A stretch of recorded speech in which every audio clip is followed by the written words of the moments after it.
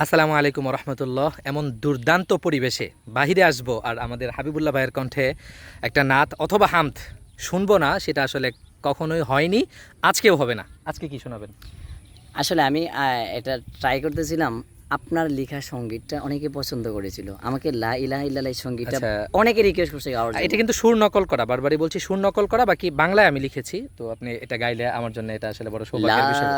ইলাহা ইল্লাল্লাহ, লা ইলাহা ইল্লাল্লাহ, বলো লা ইলাহা ইল্লাল্লাহ, লা ইলাহা ইল্লাল্লাহ, হাসবি রব্বি জাল্লাল্লাহ, মা ফি কলবি গায়রুল্লাহ, লা ইলাহা ইল্লাল্লাহ, লা ইলাহা ইল্লাল্লাহ, মনের গভীর থেকে বলে আল্লাহ, নৌকার দ্বার টানে মাঝি মাল্লা, মনের গভীর থেকে বলে আল্লাহ, নৌকার দ্বার টানে মাঝি মাল্লা, গুনাহে ভরে গেছে পাপে পাল্লা,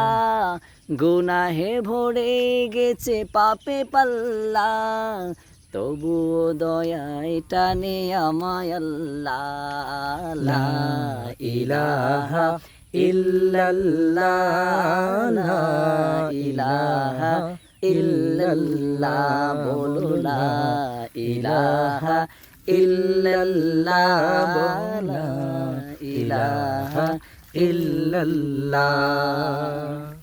আরেকটা কলি ভুলে গেছেন মেয়ে। ঠিক আছে, আজকে এই পর্যন্তই। আলহামদুলিল্লাহ, আল্লাহ তাআলা হাবিবুল্লাহ ভাইয়ের কণ্ঠকে দিনের জন্য কবুল করুক। আসসালামু আলাইকুম।